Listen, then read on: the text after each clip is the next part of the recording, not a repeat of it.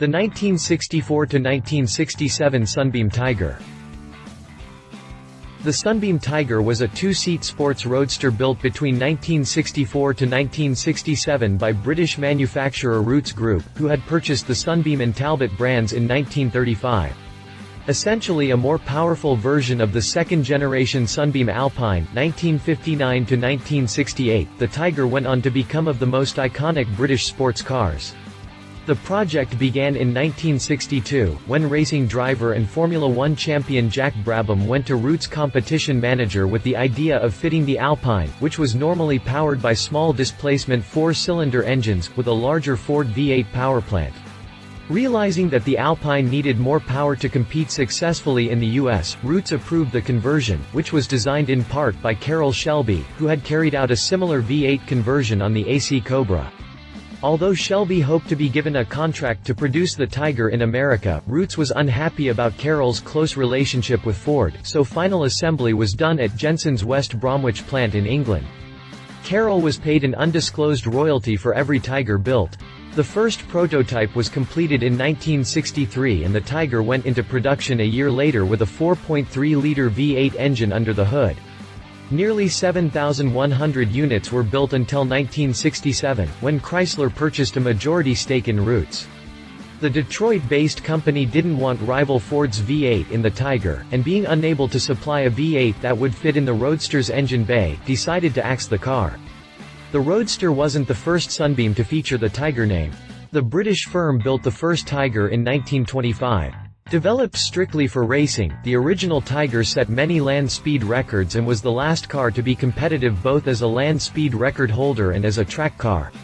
The Tiger name was resurrected in 1972 when Chrysler introduced the Avenger Tiger, a limited edition, performance-oriented version of the Hillman Avenger, the first car developed by Rootes after its takeover in 1967. Continue reading to learn more about the Sunbeam Tiger. Exterior.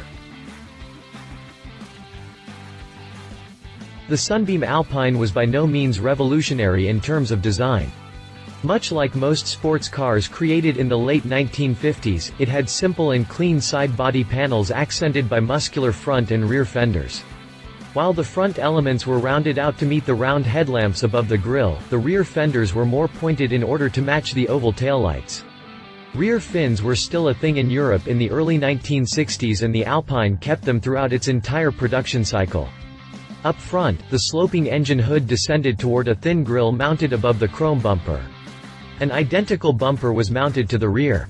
Although its styling was far from aggressive, the Alpine had a sleek profile and its sub-4-meter length 155 inches made it seem very light. It had simple and clean side body panels accented by muscular front and rear fenders. Sunbeam made several modifications to the body to turn the Alpine into a Tiger. The Roadster gained lighter alloy wheels, a revised grille, an additional exhaust pipe, and new fender badges. Granted, it wasn't much, but the new wheels and the lowered ride height were enough to set it apart from the standard Alpine. Also, because it arrived years after the Alpine was introduced, the Tiger arrived in showrooms with the facelift that Sunbeam introduced in 1964.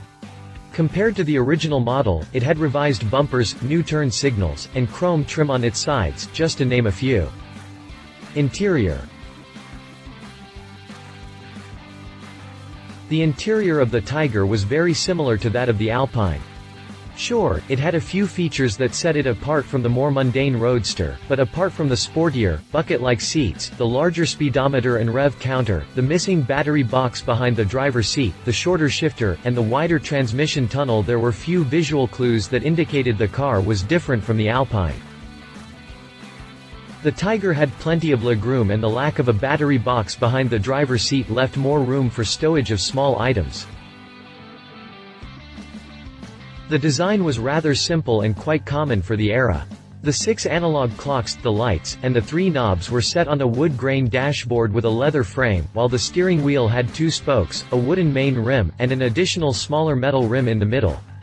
The door panels were Spartan, featuring little detailing aside from the handle and the window crank. The floors were covered in thick carpet, and while the gear shifter was mounted in the standard position on the center tunnel, the handbrake lever was set between the driver's seat and the door. Although British 1960s sports cars weren't exactly roomy, the Tiger had plenty of legroom, and the lack of a battery box behind the driver's seat left more room for stowage of small items. The interior was pretty well suited for longer drives, despite the car's short wheelbase and lack of rear seats. Drivetrain.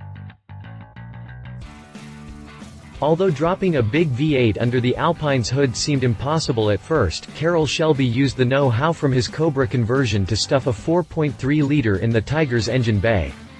The Ford-sourced engine produced 164 horsepower, which pushed the 1,203 kilograms (2,652 pound) Roadster. It was 193 kilograms (425 pounds) heavier than the standard Alpine, from 0 to 60 miles per hour in 8.6 seconds and toward a top speed of 120 miles per hour.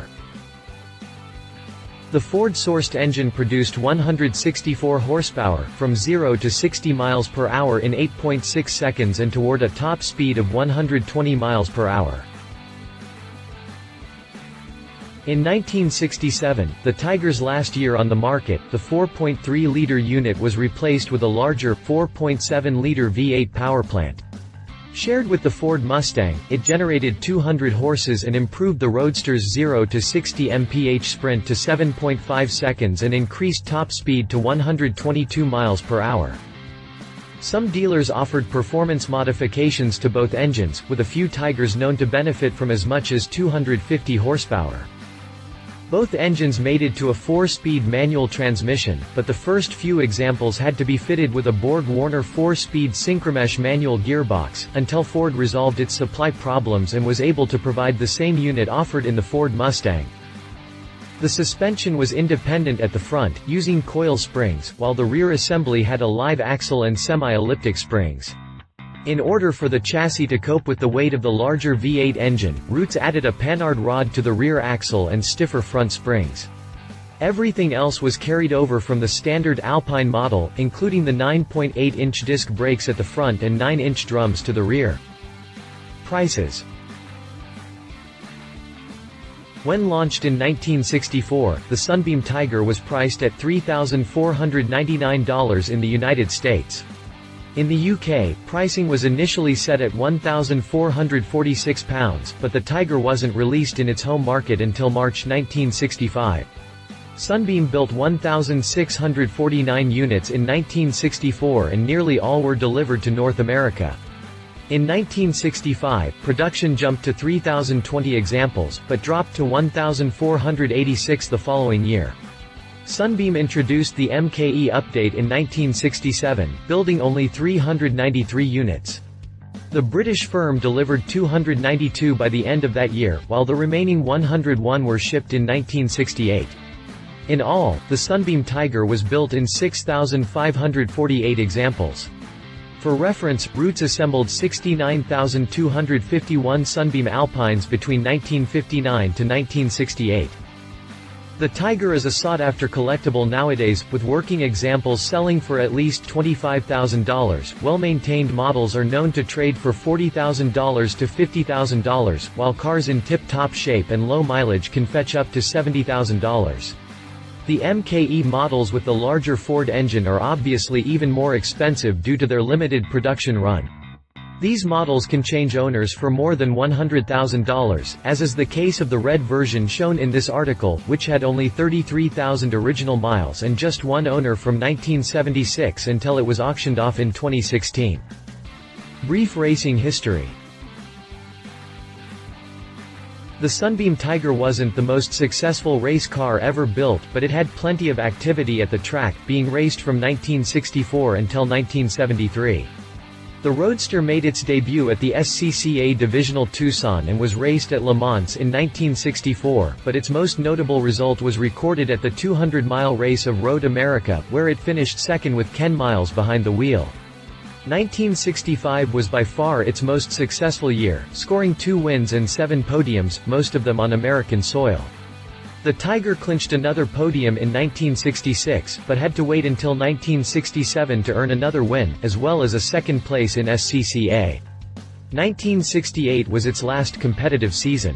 Between 1969 and 1973, the car made sporadic appearances in Europe and the US, but included races in the SCCA and Trans Am series.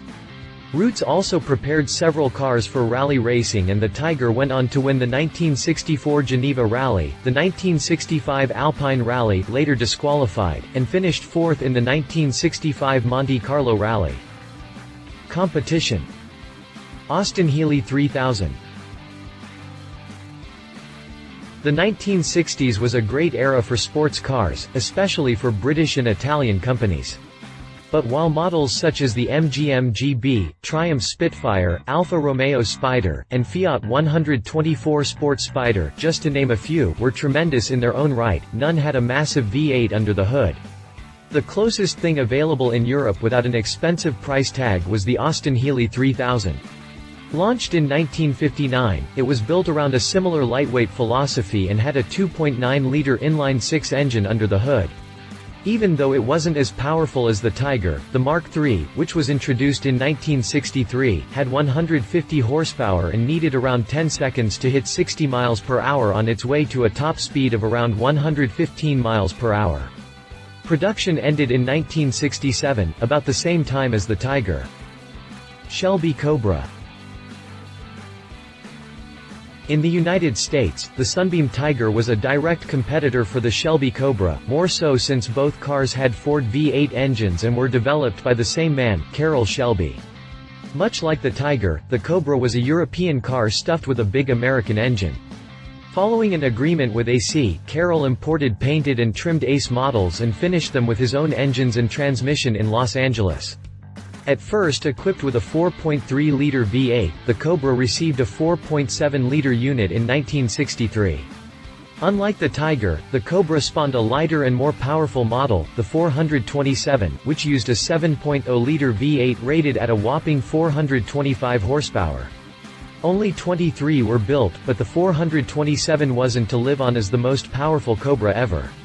In 1966, Carroll developed the Super Snake, a beefed-up, supercharged roadster good for nearly 800 horsepower. Only two were made and only one survived, fetching a record $5.5 million in 2007. Although earlier models aren't as expensive as the Super Snake, Cobras are highly sought after and the most original examples are evaluated at more than $1 million. Read more about the Shelby Cobra here. Conclusion. The Sunbeam Tiger is one of the most iconic sports cars of the 1960s, being as important to the auto industry as the MGM GB, Lotus Elan, Alfa Romeo Spider, and, I dare say, the Shelby Cobra too. Sure, it's not as expensive and rare as the latter and no one is making a living by building replicas of the Tiger, but this tiny British car has everything it needs to be a true collectible. It's light, it has a big V8 under the hood, racing pedigree, and the charm you can no longer find in modern cars. It's the kind of vehicle you need to drive at least once in your lifetime, and it's probably the car that keeps the Sunbeam name alive more than 3 decades after it stopped making automobiles. Love it. Classic, roadster design, lightweight and powerful V8 engine developed by Carroll Shelby, father of the Cobra. Noteworthy racing heritage. Leave it. MKE models are pretty expensive, mundane appearance with very few updates compared to the standard Alpine.